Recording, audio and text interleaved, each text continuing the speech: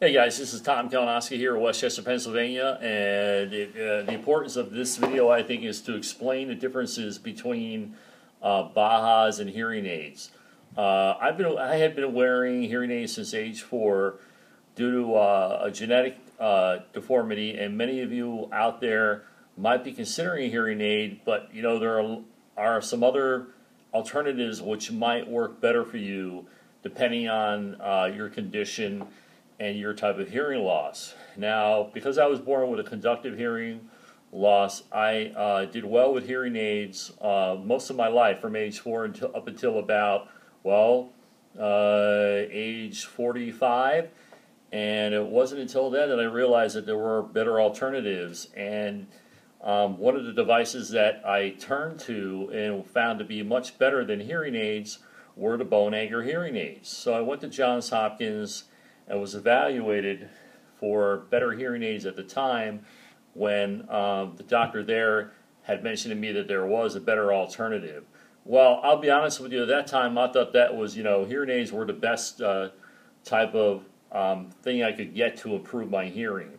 And, a person, that's born with Treacher Collins, we as this particular population either are born without ears or we have conductive hearing loss, meaning that we're missing part of the bone structure in our middle ears.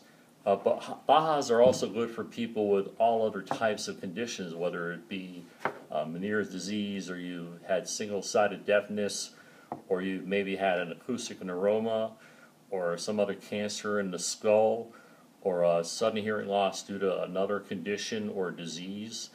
And so I would highly recommend that you research closely the Baha, which are actually made now by 2 different companies, which I highly recommend.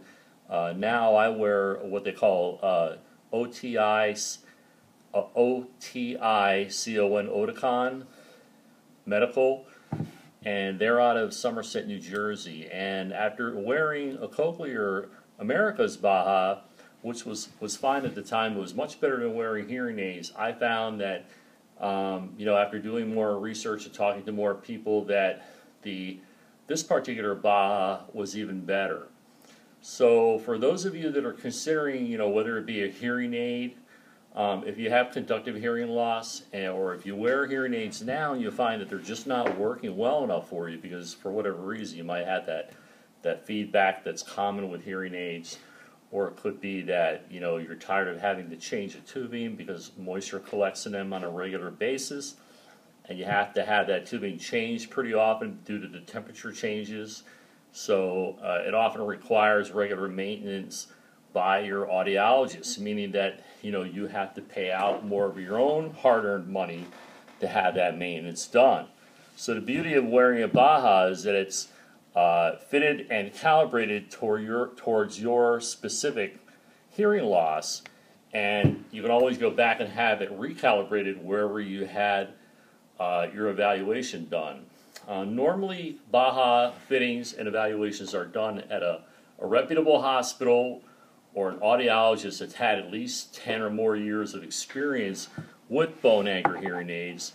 And so just make sure that you do your homework, and before you go to a clinic, make sure that the otolaryngologist or the ear, nose, and throat doctor has had 10 or more years of experience in implantation of Bahas.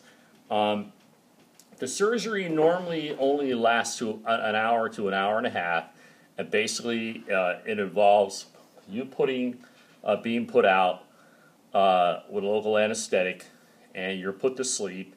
And this, I'm going to show you in a minute. I'm going to take my right Baha off. I wear 2. And if you look closely, this is the abutment, which is screwed on to the implant. I'll put it up. Can you see it? Which is permanently implanted in your mastoid bone, which is this part of your skull. So it offers an alternative means of transmitting vibration and sound waves through your skull, which, in my opinion, that particular sound is far better than wearing behind the ear hearing aids or in the ear canal hearing aids. And you know, for those of you that, like I said before, are not having that much success with hearing aids because of the whistling, or you have this tiny little device with the microphone that's so close to the opening that you're never going to get the amplification and quality of sound that you would if you were to have a device like the Baha that I'm showing you here, or something like this, which is a Cochlear America's Baha. It's actually an older model called a Divino. I would highly recommend that you try one out. And the way to do it is to actually go visit an audiologist and try what they call a dummy model. And the way they'll do that is by attaching a band around your head, and they actually attach the Baha to that, so it mimics exactly how it'll sound when you're actually implanted with the device. And you'll wear that for a day. And unless you're able to do that, I wouldn't recommend being fitted with a Baha. Don't just take an audiologist's word for it, unless you actually can try the device and have talked to people that wear one. So, because it really depends on, what is more conducive to your specific hearing loss. But I'll tell you what, the Baha is a great device, and I think they're only going to get smaller and stronger over time. One difference I found that when I went from a Cochlear America's Baha to an Oticon Baha is that, in my opinion, the Oticon is a much stronger device because of the fact that it offers more bass and more frequency ranges with better overall sound quality for people that may not hear the high pitches and the low tones, and which is my specific situation. So one of the things too that you might want to look at is the overall construction of the processor. So if I take off, this is a Ponto Pro Oticon. I'm going to put it up close. They have one that's even stronger than this, so that if you find that something like this may not be strong enough, you can go with a Ponto Pro Plus. It's just a little bit bigger, more powerful, more amplification. And if you look closely, this is the device I wore from 2005 up to 2011. And then I was fitted with one of these on each side. And if you look closely, just by looking at the overall construction, if you look at this old Cochlear America's Baha processor, which is a Divino, this is an older model, but basically the newer models, Baha 4 and some of the newer Cochlear America's models, haven't changed that much. And this particular piece that goes inside the abutment of the implant, if you look closely, you can see that it's much more narrow than this piece of the Oticon Baha. So the thing I'm trying to emphasize is that you get greater amplification and sound with this piece going over the abutment versus the Cochlear America's piece, which goes inside.